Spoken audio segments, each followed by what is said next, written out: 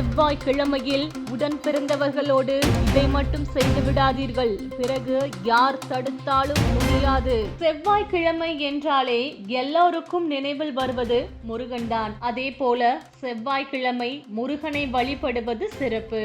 ஆனால் செவ்வாய்க்கிழமைக்கு என சில விதிமுறைகள் இருக்கின்றது. செவ்வாய்க்கிழமைகளில் கடனை அடைத்தால் அந்த கடன் பெருவிருவன அடைந்து விடுமாம். அதே போல செவ்வாய்க்கிழமையில் சில பொருட்களை தானமாக கொடுப்பதன் மூலமும் சில பொருட்களை கொடுக்க கூடாது எனவும் உள்ளது. அதனை இந்த பதிவில் பார்ப்போம். செவ்வாய்க்கிழமை அன்று சிவப்பு மற்றும் காப்பர் நிறத்தாலான உடைகளை அணிந்தால் கடன் பிரச்சனைகள் தீர்ந்து போகும். மேலும் திருமண தடைகளும் நீங்கும். செவ்வாய்க்கிழமை முருகனுக்கு உகந்த நாள். எனவே அன்று முருகப்பெருமானுக்கு வெற்றிலை தீபம் ஏற்றி வழிபாடு செய்து வந்தால் நாம் கேட்ட வரங்கள் அனைத்தும் கிடைக்கும். பொதுவாக செவ்வாய்க்கிழமையும் சனிக்கிழமையும் அனுமனுக்கு உகந்த நாட்கள். எனவே அனுமன் வழிபாடு செவ்வாய்க்கிழமை செய்வதால் மிகவும் நல்லது. அருகில் உள்ள ஆஞ்சநேயர் கோவிலுக்கு சென்று பசுனை கடுகு தீபம் அல்லது நல்லெண்ணெய் தீபம் ஏற்றி வழிபட்டு வரலாம். செவ்வாய்க்கிழமை அன்று கடன் வாங்குவதும் கடன் கொடுப்பதும் கூடாது.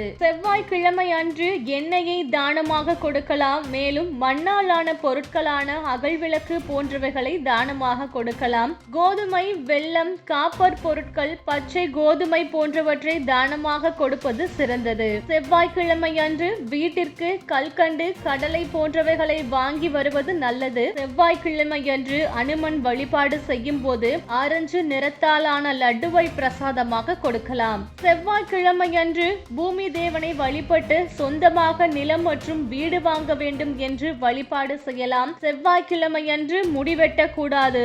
மேலும் தாடியையும் சேவ் செய்யக்கூடாது, நகத்தையும் வெட்டக்கூடாது. செவ்வாய்க்கிழமை அன்று உளுத்தம் பருப்பை வைத்து செய்யக்கூடிய எந்த ஒரு உணவுகளையும் செய்யக்கூடாது. செவ்வாய்க்கிழமை முக்கியமாக கருப்பு நிற உடைகளை அணியக்கூடாது. சிவப்பு நிற உடைகளை அணிய வேண்டும். செவ்வாய்க்கிழமை அனுமனுக்கு உகந்த நாள் என்பதால் பூமி புத்திரனான அனுமனுக்கு உகந்த நாளான அன்று பூமியை தோண்டக்கூடாது. செவ்வாய்க்கிழமை அன்று எந்த ஒரு வாக்குவாதத்திலும் யாருடனும் ஈடுபடக்கூடாது. முக்கியமாக உடன் பிறந்தவர்களுடன் ஈடுபடவே கூடாது. செவ்வாய்க்கிழமை அன்று மேக்கப் பொருட்களை வாங்கக்கூடாது. மற்றவர்களுக்காகவும் ஏன் நமக்காக கூடவும் வாங்கக்கூடாது. வெள்ளிக்கிழமை அன்று இந்த மேக்கப் பொருட்களை வாங்குவது சிறந்தது. இந்த பொருட்களை செவ்வாய்க்கிழமைகளில் வாங்கக்கூடாது. நகத்தை வெட்டக்கூடிய நகவெட்டியையும் செவ்வாய்க்கிழமை அன்று வாங்கக்கூடாது. இரும்பு பொருட்களை செவ்வாய்க்கிழமை வாங்குவதால் அதன் மூலம் நமக்கு ஏதாவது சிறிது காயம் ஏற்பட்டாலும் அது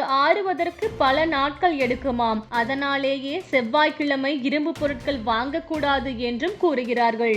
இது போன்ற முக்கிய நிகழ்வுகள், அரசியல் தகவல்களை ஆழமாக மாறுபட்ட கோணத்திலும் அறிந்து கொள்ள மறக்காமல் பாரத் மெயில் 24 பக்கத்தை பின்பற்றிக் கொள்ளுங்கள்.